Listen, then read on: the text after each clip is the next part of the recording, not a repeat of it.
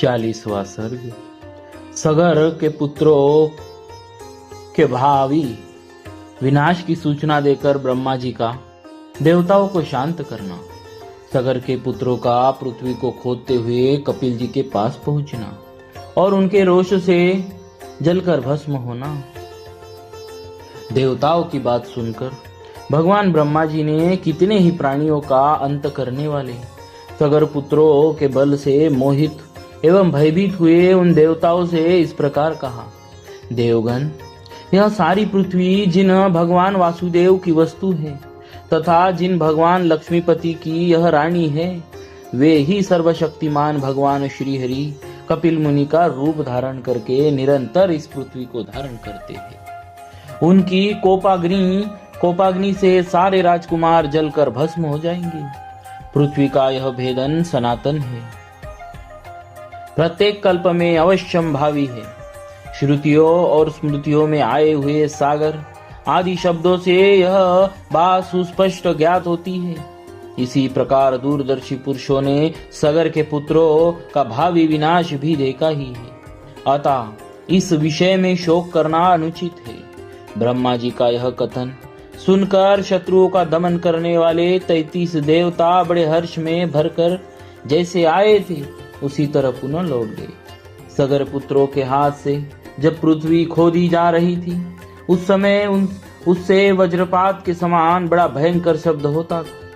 इस तरह सारी पृथ्वी खोद कर तथा उसकी परिक्रमा करके वे सभी सगर पुत्र पिताजी के पास खाली हाथ लौट आए और बोले, पिताजी, हमने सारी पृथ्वी छान डाली। देवता, दानव, राक्षस, पिशाच और नाग आदि बड़े बड़े बलवान प्राणियों को मार डाला, फिर भी हमें न तो कहीं घोड़ा दिखाई दिया और न घोड़े का छुड़ाने वाला ही। आपका भला हो, अब हम क्या करें?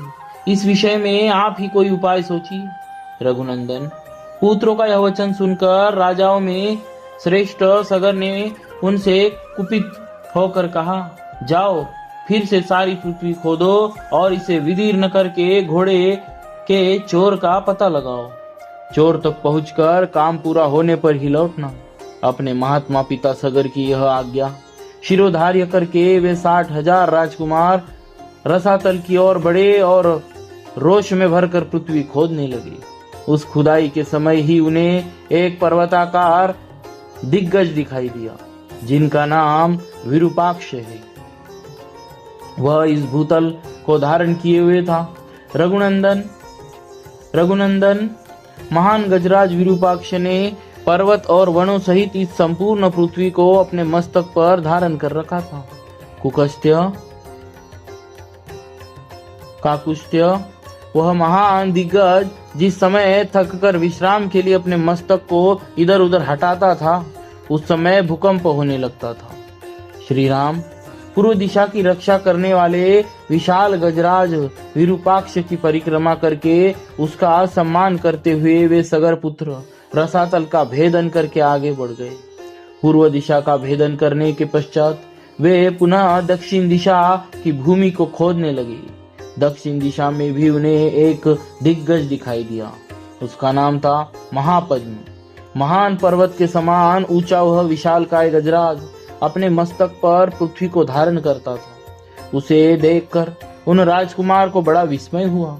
महात्मा सगर के वे 60,000 पुत्र उस दिग्गज की परिक्रमा करके पश्चिम दिशा की भूमि का भेदन करने लगे।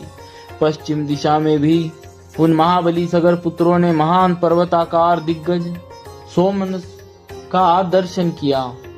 सोमनस का दर्शन करके उसकी परिक्रमा करके उसका कुशल समाचार पूछकर वे सभी राजकुमार भूमि खोदते हुए उत्तर दिशा में जा पहुंचे। रघुश्रेष्ठ, उत्तर दिशा में उन्हें हिम के समान श्वेतभद्र नामक दिग्गज दिखाई दिया जो अपने कल्याणमय शरीर से इस पृथ्वी को धारण किए हुए था। उसका कुशल समाचार पूछकर राजा सगर के वे सभी 60,000 पुत्र उसकी परिक्रमा करने के पश्चात भूमि खोदने के काम में जुट गए। तदनंतर सुविख्यात पूर्वोत्तर दिशा में जाकर उन सगर कुमारों ने एक साथ होकर रोष पूर्वक पृथ्वी को खोदना आरंभ किया। इस बार उन सभी महामना महाबली एवं भयानक वेगशाली राजकुमारों ने वहां सनातन वायु देव स्वरूप भगवान कपिल को देखा। राजा सगर के यज्ञ का वह घोड़ा भी भगवान कपिल के ही पास ही चल रहा था। रघुनंदन, उसे देखकर उन सब को अनुपम हर्ष प्राप्त हुआ। भगवान कपिल को अपने यज्ञ में विघ्न डालने वाला जानकर उनकी आंखें क्रोध से लाल हो गई। उन्होंने अपने हाथों में खंती, हल और नाना प्रकार के वृक्ष एवं पत्थरों के टुकड़े ले रखे थे। वे अत्यंत रोष में भरकर उनकी ओर दौड़े और बोले, अरे खड़ा रहे, तू ही हमारे यज्ञ के घोड़े को चुरा लिया है। दुर्बुद्धे, अब हम आ गए, तू समझ ले हम महाराज सगर के पुत्र हैं। रघुनंदन, उनकी बात सुनकर भगवान कपिल को बड़ा रोष हुआ और उस रोष के आवेश में ही उनके मुंह से एक हुंकार निकल पड़ा। श्री राम, उस हुंकार के साथ ही उस अनंत प्रभावशाली महात्मा कपिल ने उन सभी सगर पुत्रों को जलाकर राख का ढेर कर दिया। इस प्रकार श्री वाल्मीकि निर्मित आर्ष रामायण आदि काव्य के बालकांड में 40वां सर्ग पूरा हुआ। बोलिए श्री सीताराम जी महाराज की जय। भक्तवत्सल भगवान की जय।